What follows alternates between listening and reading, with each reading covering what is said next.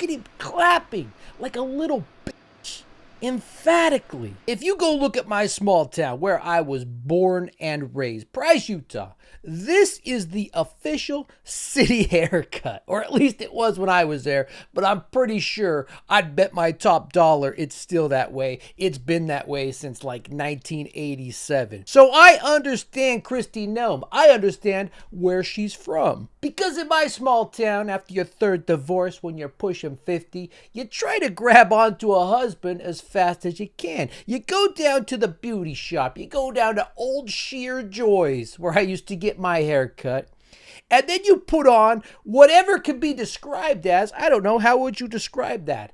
Hillbilly makeup? Basically, you just cake it on there to mask over the years, the decades of what living in a small town can do to your face. And you know, out here in LA, they use Botox, they use filler to hide that mileage, but in Price, it's a 2-inch layer of Maybelline and a pack of Marlboro Lights, and you're ready to go.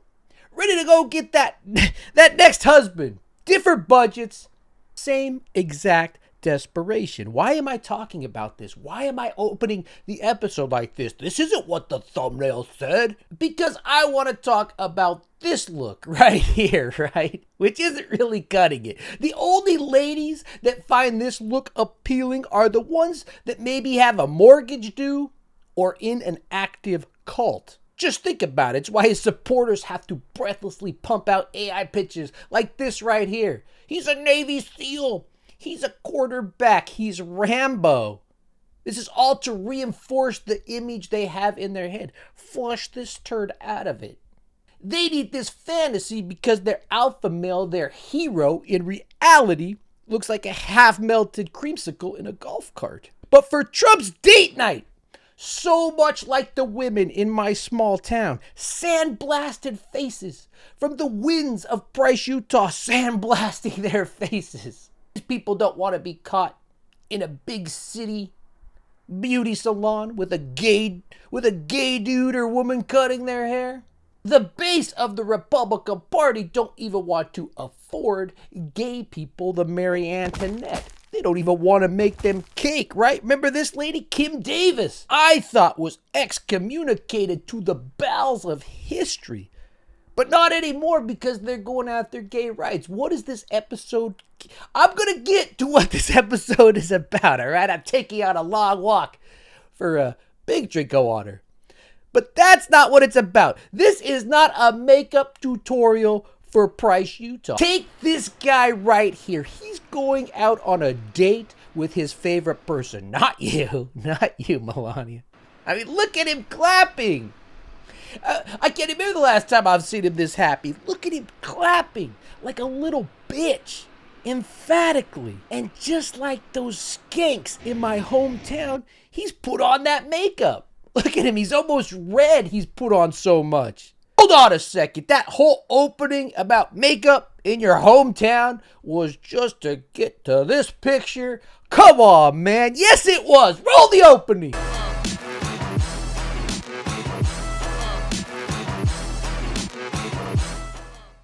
To the Chud Report. My name is MJ. If it's your first time here, you end up liking this video. Make sure you like and subscribe. Check out the other videos. Stick around. Have some fun. Maybe not have some fun. I don't know. Now, here's the thing. When I stay with my in-laws over the holidays, I drink my coffee out of this cup right here. They have this cup. They have it not ironically. They have it because it's cool. And they've probably had it as long as Kristi Noem, the first time she got that haircut. And why do Republicans try so hard to remember Ronald Reagan in such a way? It's because they wanted their own JFK at the time. And they took whatever came after Nixon, because it wasn't going to be Nixon. That's in short why they picked the guy who had to raise taxes 6 times. They picked the guy who during his entire last term was pooping all over in his diaper. His last 4 years, right? They picked the guy, and they'll tell you this. Well, they used to tell you this. They pick him because he was the one who was able to get rid of. He was the one to Mr. Gorbachev, pull my pants down. He got rid of the USSR. Foreign Minister Lavrov showed up to talks wearing a USSR sweatshirt. You might remember him from the first term. He's the guy Trump slipped the secret plans to. Anybody remember that? Bueller? Bueller? The first part of Putin's career was with the KGB. His ultimate dream, what he's trying to do, what he wants his legacy to be, is to reassemble the USSR. Here, drink out of this coffee. Merry Christmas, libtard. And I'll tell you what, I'll give you a little spoiler about the future. Makeup Boy isn't going to stop him. If we make it to Christmas, hell, if I make it to Christmas without ending up in El Salvador, one of two things is going to happen. First off, I'm commissioning this to be painted, created. I'm thinking 6 feet high, 6 feet wide. I wheel it in there. However, I get it into the house. It's wrapped in a nice bow. And I watch them unwrap it. So that's the first thing I'm giving this Christmas present. And the second thing that's happening, that mug.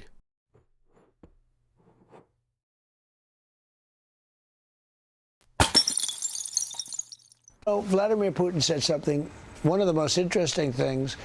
He said your election was rigged because you have mail-in voting. He said mail-in voting every election. He said no country has mail-in voting. It's impossible to have mail-in voting and have honest elections. And he said that to me. It was very interesting because we talked about 2020. He said, you won that election by so much. Nodded. And that's how he got it. He said, and if you would have won, we wouldn't have had a war. You'd have all these millions of people alive now instead of dead. And he said, and you lost it because of mail-in voting. It was a rigged election. But mail-in voting, Sean. Mail-in voting, Sean. Do you see why that mug has to fly? Merry Christmas to me. I dropped it. I got up early and dropped it. Did it have my pee in it? I don't know. Let's get out of here, babe. D to the lad to the Putin has not had a fair election since he's been president. Video of him ballot stuffing, right? Throwing rival candidates in prison. Some of them just fall out of windows. Other ones get, nuclear poisoning. And Trump loves this. I mean, he's trying to throw his rivals in prison right now. He sent ICE outside of Gavin Newsom's speech, last Friday that we covered on this show. We went live. I think we'll be going live more because it went well. As well as it could go. We did have some problems in the middle. What am I talking about? Stick to the subject. But if you want your name to be shown more on these lives and you want to support the channel a little bit more, become a member. I think it's only like $3. Putin uses the military to intimidate the people, to intimidate his rivals. What do you think ICE is doing, right?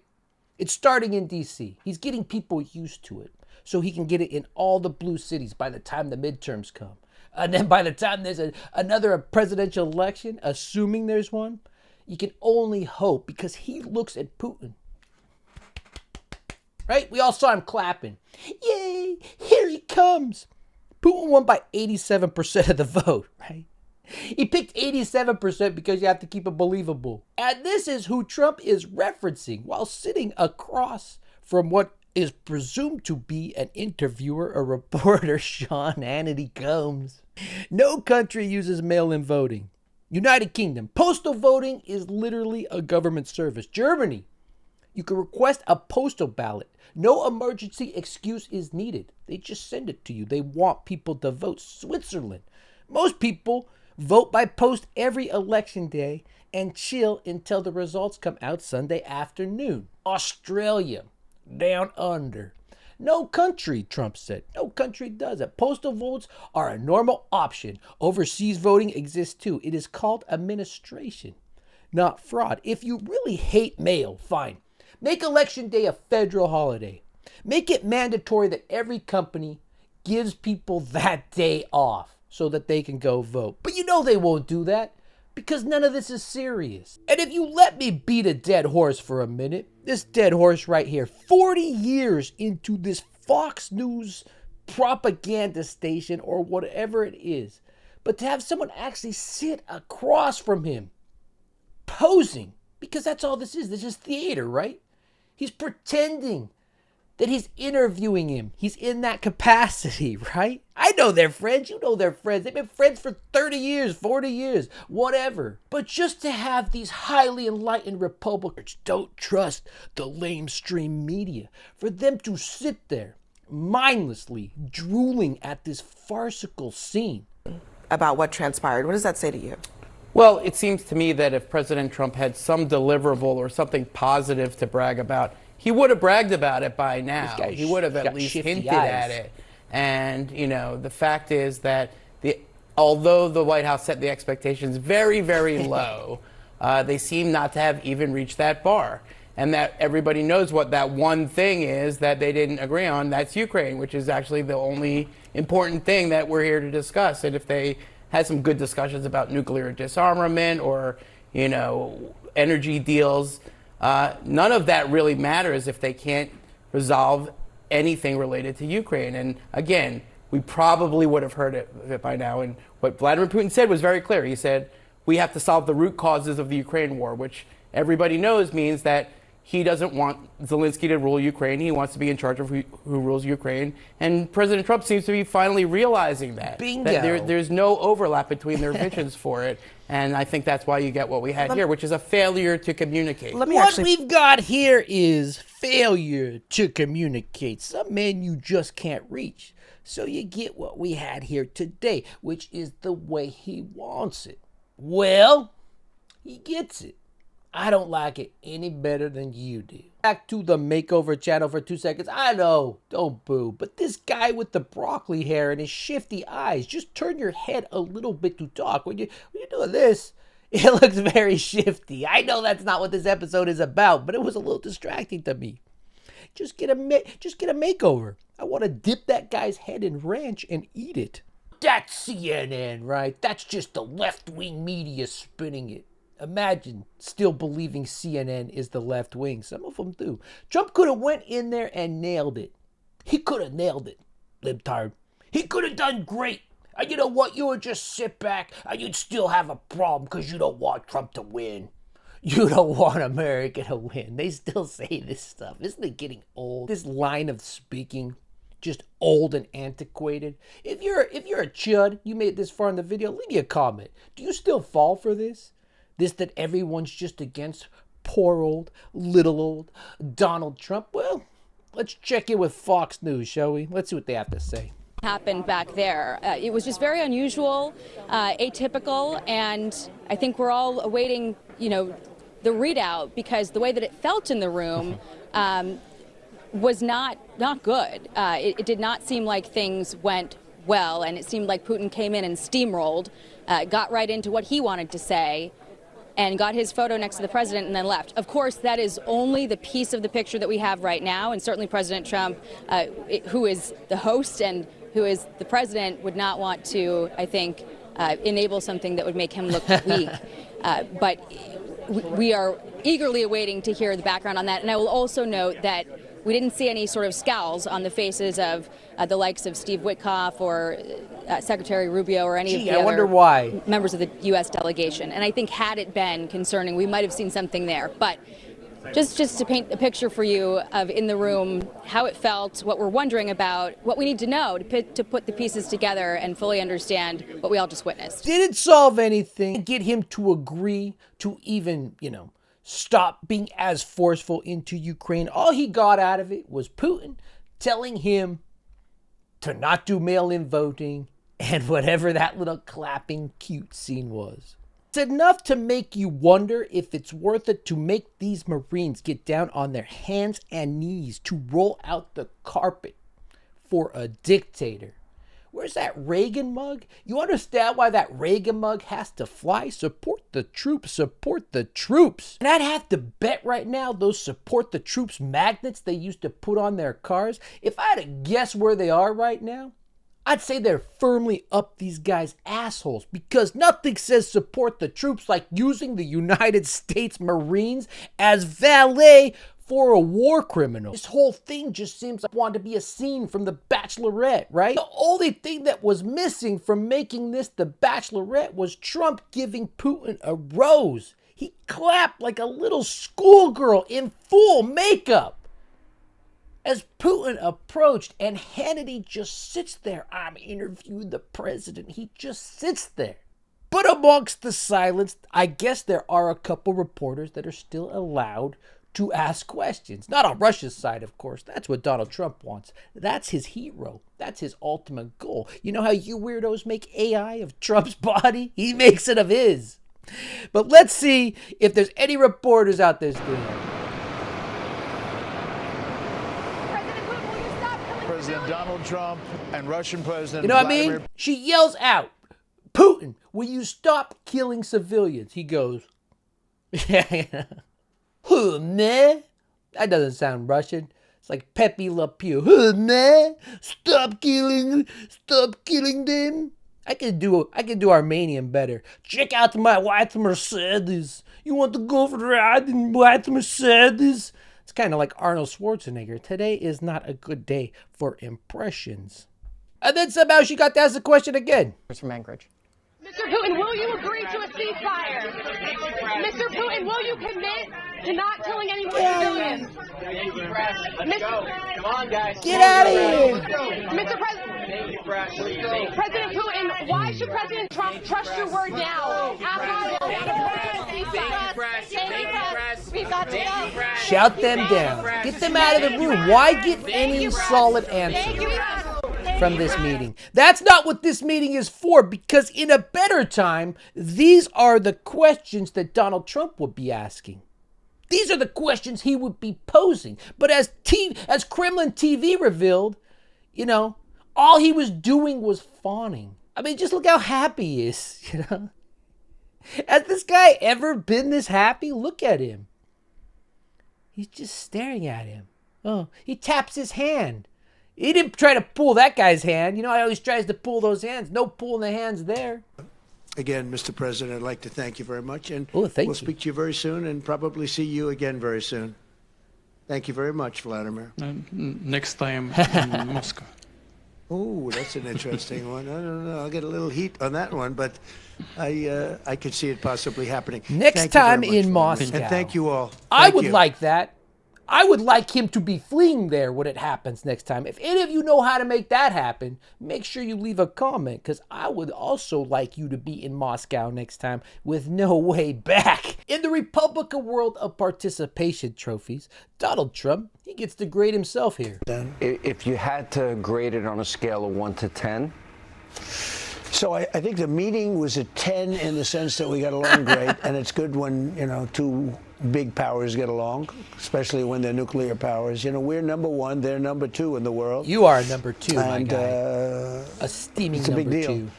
That's a big deal. You never want to even mention that word, the word nuclear. Yeah, why'd you mention it? We have a tremendous nuclear. You know, I rebuilt it when I was Congratulations. president, first term. We're all impressed. And I hated to rebuild it. It was the one thing I hated to rebuild, but we had Amazing. to. And we have the greatest nuclear force. We have the greatest military in the world, actually. Just crazy.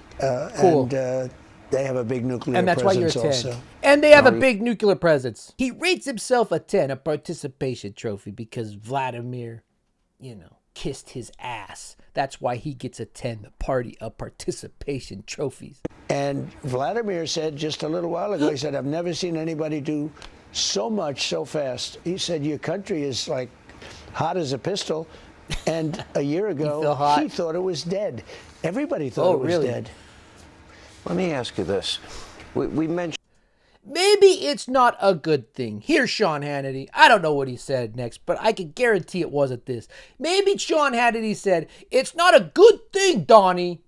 Number 10, the best ever, to have the dictator of Russia who's invading his neighbors tell you the previous administration was dead and that you are amazing. I hate to belabor the point, Pudgy, but you're right there. You're right there. I mean, look at these guys walking up side by side.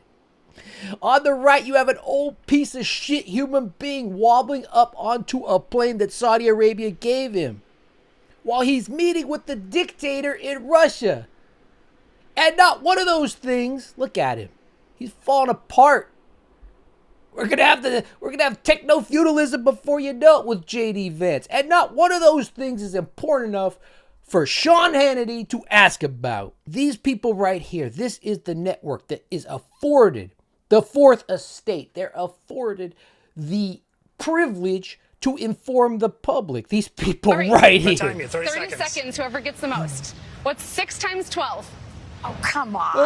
You got this. I didn't hear. 6 times 12. What was that? That's 36 times 2, right? That's 60. I'm still trying to balance my... See, that's one.